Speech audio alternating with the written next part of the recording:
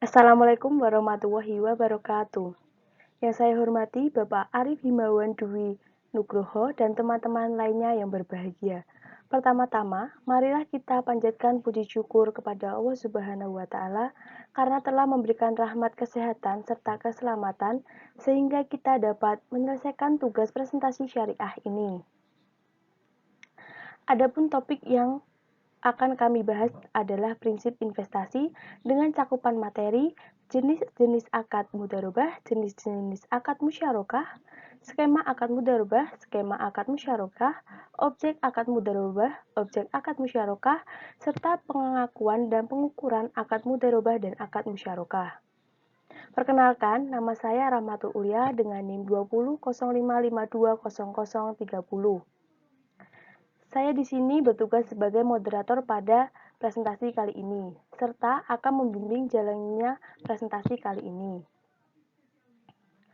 Adapun anggota kelompok saya, yang pertama adalah Fada Dea Ananda Putri dengan NIM 2005520002 dan Rahayu Widyastuti dengan NIM 2005520033. Sedangkan rangkaian acara yang akan kita lewati adalah yang pertama, sesi pembukaan, yang kedua, sesi penyampaian dan penyajian materi, dan yang ketiga, sesi penutup.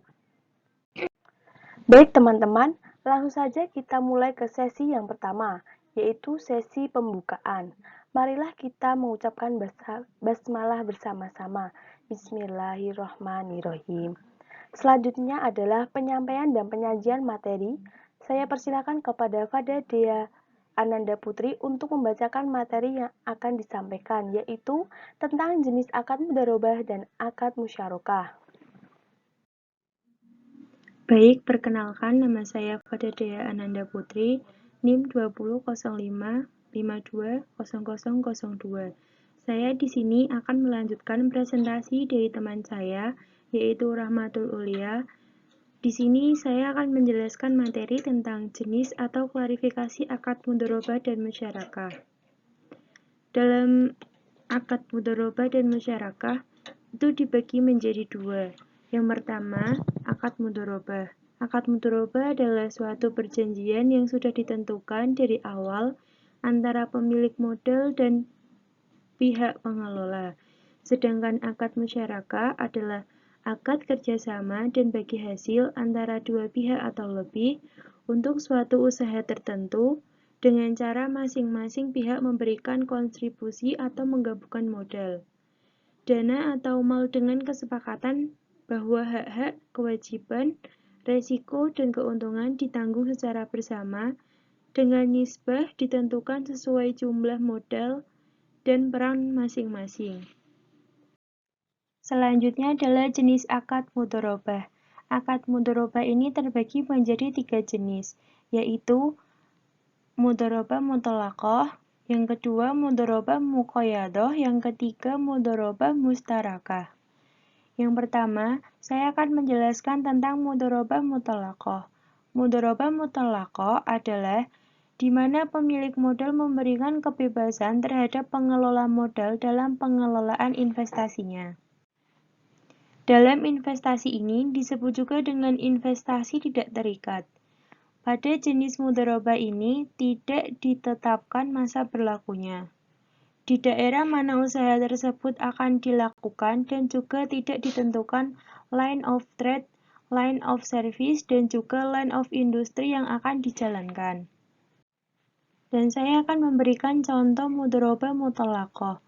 Antara lain, yang pertama, kerjasama antara nasabah penabung dengan bank. Yang kedua, melalui pokok tabungan. Yang ketiga, giro. Yang keempat, deposito syariah. Yang kedua adalah mudharabah muqayyadah.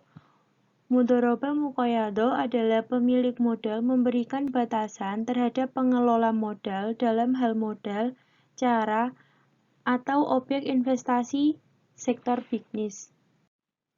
Misalnya seperti tidak boleh mencampurkan modal yang dimiliki oleh pemilik modal dengan modal lainnya, tidak menginvestasikan modalnya di transaksi penjualan cicilan tanpa menjamin, dan sebagainya. Mudharabah jenis ini disebut juga dengan mudharabah terikat.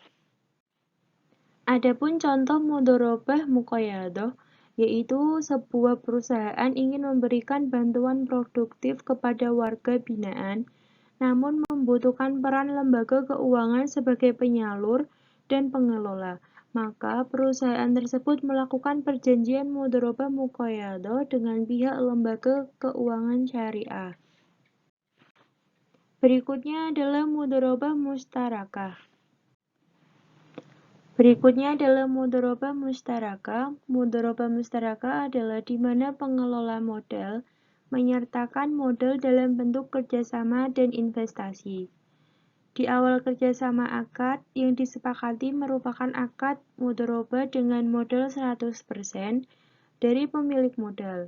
Namun, setelah berjalannya usaha dengan pertimbangan tertentu dan juga kesepakatan dengan pemilik modal, pengelola dana ikut menanamkan modalnya dalam usaha tersebut.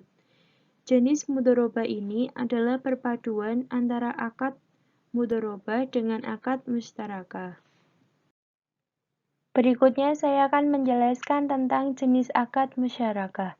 Akad musyarakah sendiri terdiri dari dua jenis akad, yaitu syirka al-inan atau Unequal Shares Partnership dan syirka al-mufawadah atau Equally Shares Partnership.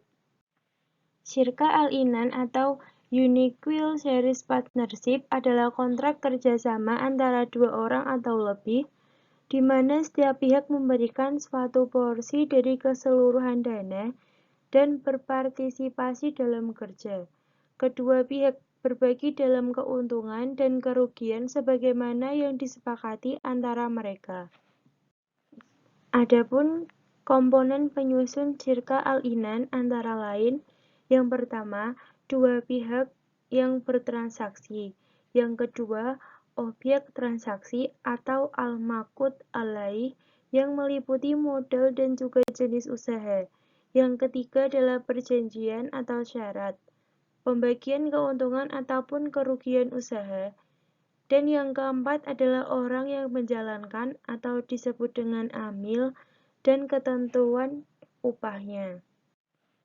Adapun contoh syirka al-inan yaitu Khalid dan Faisal berbagi menjalankan perniagaan burger bersama-sama dan masing-masing mengeluarkan modal 50.000 setiap orang. Perkongsian ini diperbolehkan berdasarkan as-sunnah dan jima sabahah.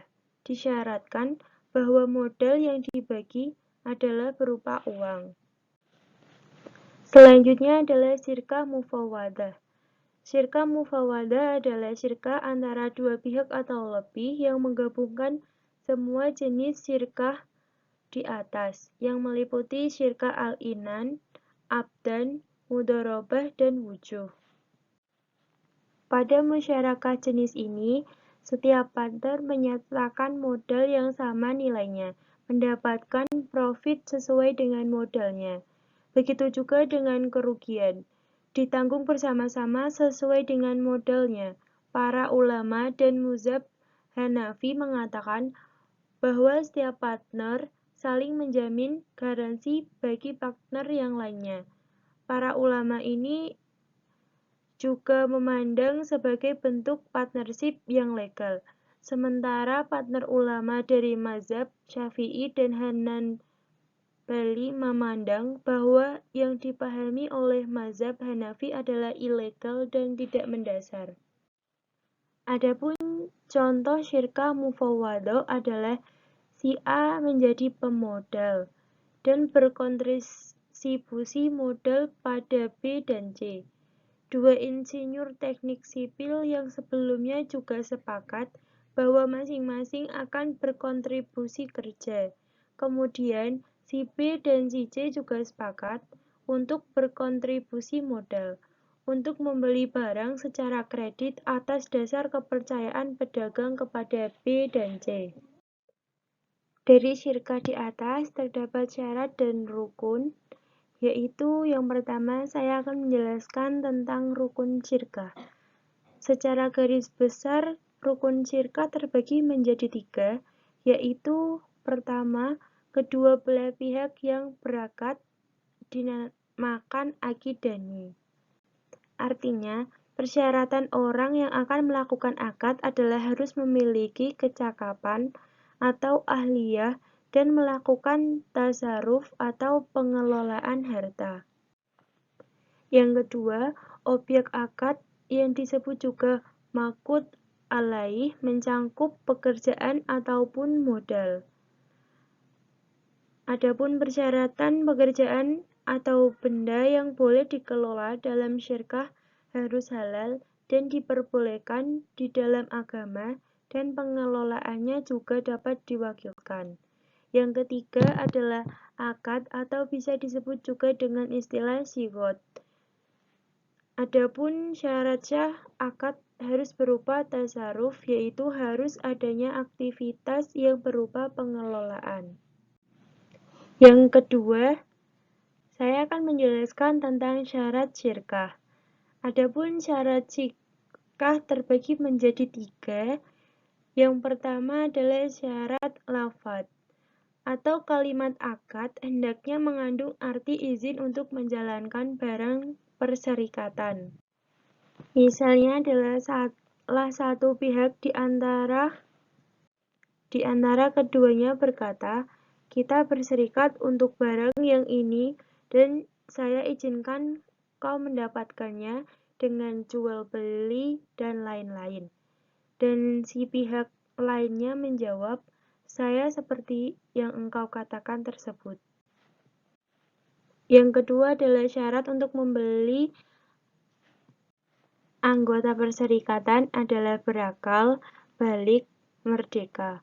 Yang ketiga adalah syarat dari modal perkongsian. Yang ketiga adalah syarat dari modal perkongsian. Modal hendaknya berupa uang atau emas, perak ataupun barang yang dapat ditimbang atau ditakar. Contohnya beras, gula, dan lain sebagainya. Yang kedua, barang itu hendaknya dicampurkan sebelum akad sehingga kedua barang tidak bisa dibedakan lagi. Selanjutnya, saya akan menjelaskan tentang skema mudharabah dan skema musyarakah. Yang pertama yaitu skema mudharabah. Pada skema akad mudharabah, adanya kerjasama atau proyek usaha antara pihak pertama atau yang sering disebut dengan malik, sohibul mal atau nasabah sebagai pemilik dana dengan pihak kedua atau yang sering disebut dengan amil, mudharib, bank, syariah sebagai pengelola dana. Dengan kesepakatan yang dihitung dengan akad untuk pembagian keuntungan usahanya. Jadi, pengelola dana hanya mendapatkan porsi laba sedangkan pemilik dana mendapatkan porsi laba serta menanggung beban kerugian pada usahanya. Selanjutnya, pada skema mudharabah terdapat skema untuk pembiayaan nasabah dan pembiayaan untuk pegawai. Yang pertama yaitu skema pembiayaan untuk nasabah. Penjelasan pada skema ini yang pertama yaitu nasabah mengajukan pembiayaan kepada bank untuk memperoleh modal usaha. Selanjutnya, bank memberikan modal sebesar 100% untuk dikelola oleh nasabah yang memiliki keahlian tertentu. Setelah itu, ketika akad berlangsung telah ditentukan proporsi bagi hasilnya. Yang keempat, jika terjadi kerugian ketika menjalankan usaha yang bukan merupakan kelalaian nasabah, maka kerugian ditanggung oleh bank. Yang kelima, setelah proses usaha berjalan, lalu keuntungan dibagi sesuai dengan keuntungan nisbah. Selain itu, nasabah juga mengembalikan modal kepada bank. Selanjutnya, yang kedua, skema pembiayaan untuk pegawai. Penjelasan skema pembiayaan untuk pegawai. Yang pertama, nasabah mengajukan permohonan pembiayaan ke bank melalui bagian pembiayaan. Yang kedua, setelah berkas masuk ke bagian pembiayaan, berkas diserahkan ke bagian surveyor untuk kemudian disurvei. Tujuan survei adalah yang pertama, untuk mengetahui kebenaran identitas nasabah. Yang kedua, untuk mengetahui kebenaran jaminan yang digunakan nasabah dalam mengajukan pembiayaan pengajuan. Selanjutnya, setelah survei dilakukan berhasil, diserahkan ke komite pembiayaan. Komite pembiayaan terdiri dari manajer, surveyor, dan bagian pembiayaan. Tetapi apabila jumlah pembiayaan besar jumlah komite pembiayaan bisa lebih banyak dan jumlah komite diharapkan ganjil. Selanjutnya, setelah ada rapat dari komite pembiayaan, maka diputuskan pengajuan pembiayaan tersebut.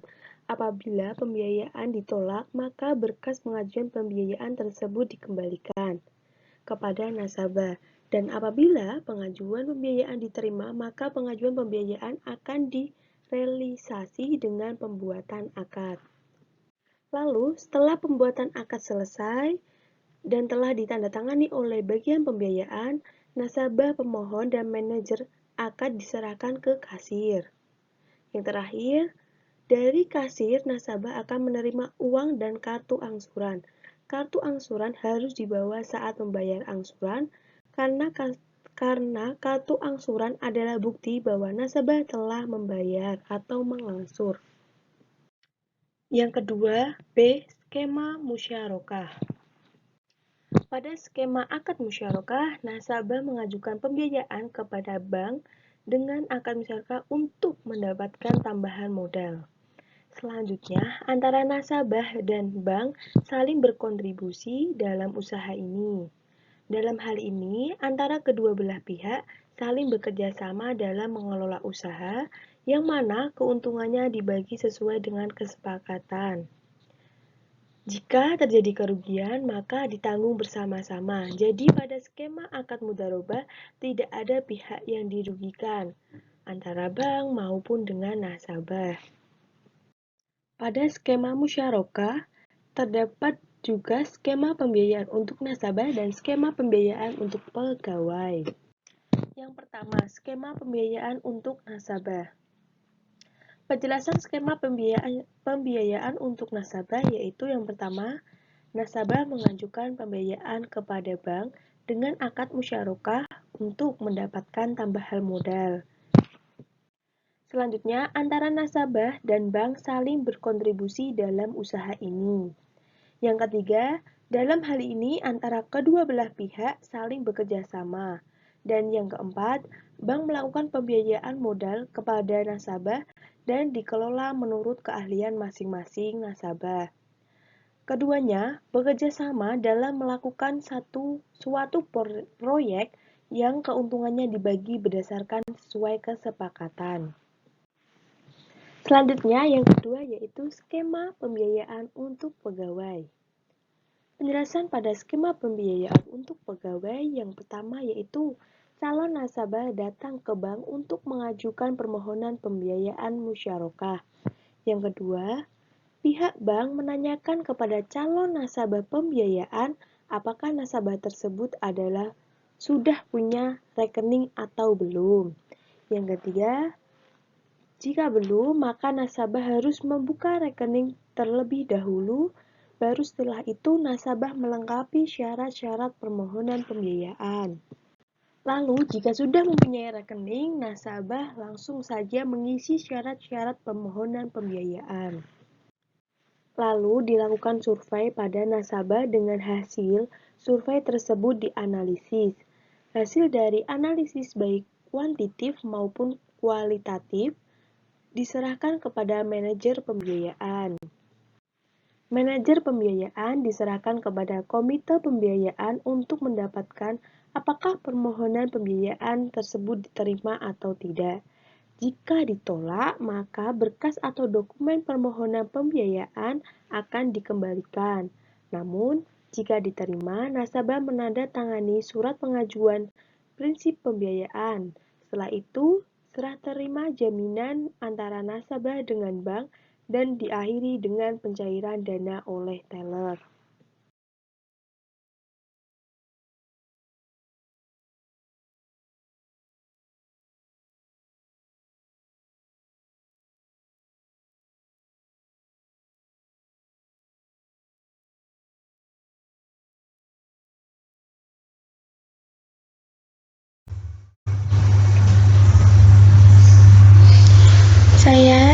Nidyaseti akan menjelaskan materi selanjutnya yang sudah disampaikan oleh Fada D. Ananda dan Rahmatul Ulia. Di sini ada objek mudharabah. Yang pertama ada modal. Modal diserahkan dalam bentuk uang atau aset atau harta yang dinilai sama dengan nilai wajar, sehingga bisa dibedakan dari keuntungannya. Dalam hal ini, modal harus jelas jumlah dan juga jenisnya. Minimal harus ada dua pelaku. Pihak pertama bertindak sebagai pihak modal atau sahibul mal, sedangkan pihak kedua bertindak sebagai pelaksana usaha atau mudharib. Tanpa dua pelaku ini, maka akad mudharabah tidak ada. Selanjutnya ada modal harus tunai dan tidak boleh hutang. Tanpa adanya setoran, dana atau modal, berarti pemilik modal tidak memberikan kontribusi apapun. Selanjutnya, pengelola modal tidak diperbolehkan untuk memudharabahkan kembali modal yang sudah dimudharabahkan. Yaitu jika hal tersebut terjadi, maka bisa dianggap sebagai suatu pelanggaran, kecuali atas izin dari pemilik modal. Selanjutnya, pengelola modal tidak diperkenankan untuk meminjamkan modal kepada orang lain. Jika hal tersebut terjadi, maka bisa dianggap sebagai pelanggaran kecuali jika diizinkan oleh pemilik modal. Pengelola modal mempunyai kebebasan untuk mengatur modal menurut pemikirannya sendiri. Yang selanjutnya yang kedua yaitu kerja. Kontribusi dari pengelola modal. Hal ini bisa berbentuk keahlian, keterampilan, selling skill, dan lain sebagainya. Selanjutnya yaitu hak pengelola modal dan tidak boleh diintervensi atau diikut campur tangani oleh pemilik modal dan harus menjalankan usahanya sesuai dengan ketentuan syariah.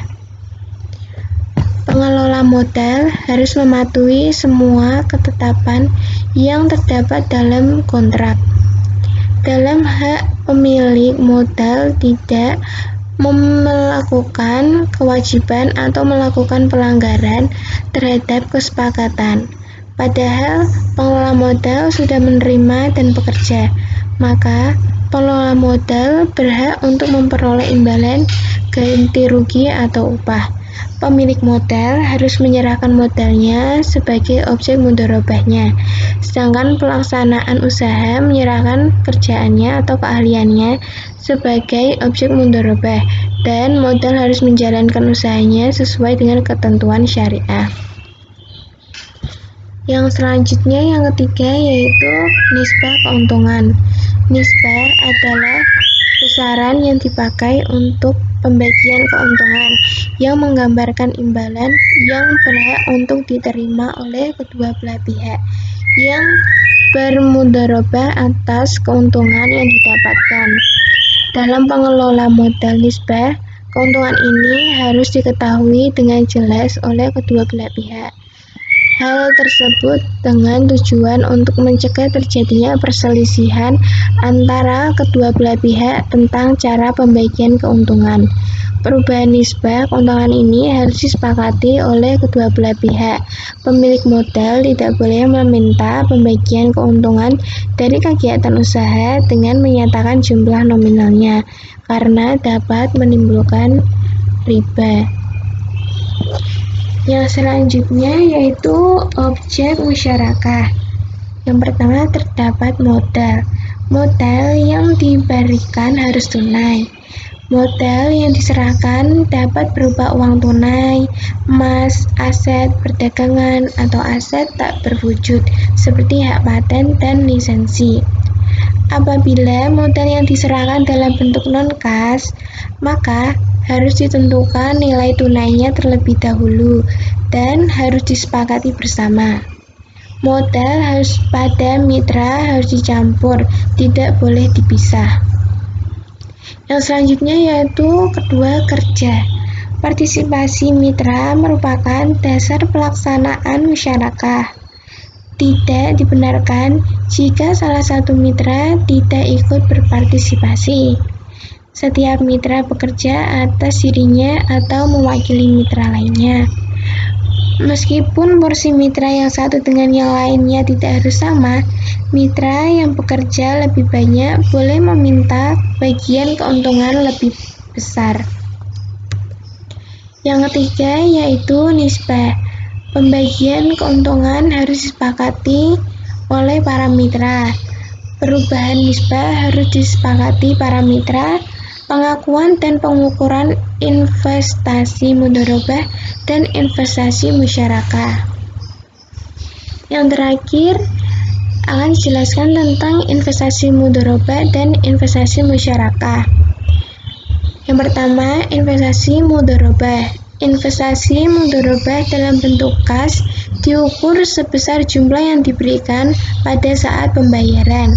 Jika nilai investasi mudharabah turun sebelum usaha dimulai disebabkan rusak, hilang, atau faktor lainnya yang bukan kelalaian atau kesalahan pihak pengelola dana, penurunan nilai tersebut diakui sebagai kerugian dan mengurangi saldo investasi mudharabah. Dan jika sebagai investasi mudharabah hilang sesudah dimulainya usaha tanpa adanya kelalaian atau kesalahan pengelola dana, kerugian tersebut diperhitungkan pada saat bagi hasil. Yang selanjutnya ada investasi mudharabah dalam bentuk aset non-kas, diukur sebesar nilai wajar aset non-kas pada saat penyerahan. Dalam hal ini bisa disimpulkan bahwa jika nilai wajar lebih rendah daripada nilai tercatatnya diakui sebagai kerugian, dan jika nilai wajar lebih tinggi daripada nilai tercatatnya diakui sebagai keuntungan tangguhan dan diamortisasi sesuai jangka waktu akad mudharabah. Yang selanjutnya ada beban yang terjadi sehubungan dengan mudharabah tidak dapat diakui sebagai pembiayaan mudharabah kecuali telah disepakati. Yang selanjutnya ada investasi musyarakah. Dalam bentuk kas dinilai sebesar jumlah yang disisihkan.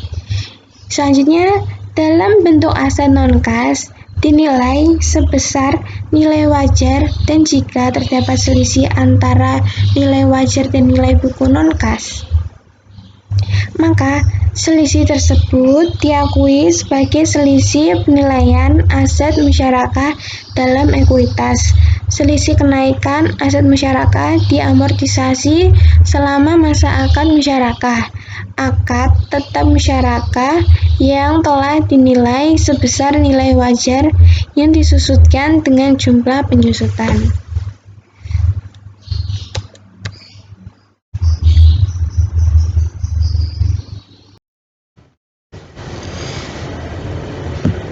Kesimpulannya, setiap pengguna dana investasi dimaksudkan untuk meningkatkan kemakmuran pemodal. Apabila investasi dilakukan untuk jangka panjang, maka konsep nilai waktu uang menjadi penting untuk diperhatikan. Dengan memperhatikan konsep nilai waktu uang, maka seharusnya pemodal memperhatikan net present value atau NPV investasi tersebut. Semakin besar NPV investasi, semakin besar peningkatan kemakmuran pemodal. Jika pemodal akan menggunakan NPV untuk menilai profitabilitas investasi, maka ada dua hal penting yang perlu dilakukan. Yang pertama, menentukan tingkat bunga yang dipandang layak, dan kedua, menaksir kas yang relevan. Sedangkan untuk menaksir arus kas yang relevan perlu diperhatikan beberapa hal. Yang pertama, arus kas setelah pajak. Kedua, merupakan arus kas inkremental. Yang ketiga, tidak perlu meningkatkan arus kas yang terjadi karena keputusan pendanaan. Dan yang terakhir, jangan memasukkan stok kas meskipun secara teoritis pengguna NPV lah yang seharusnya dipergunakan.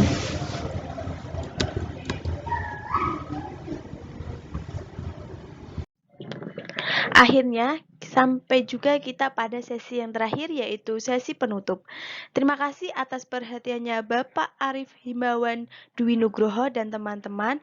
Kurang lebihnya mohon maaf. Demikian akhir presentasi dari kelompok kami. Semoga bermanfaat untuk kita semua. Semoga apa yang disampaikan barusan adalah awal untuk kita menerjang badai kehidupan.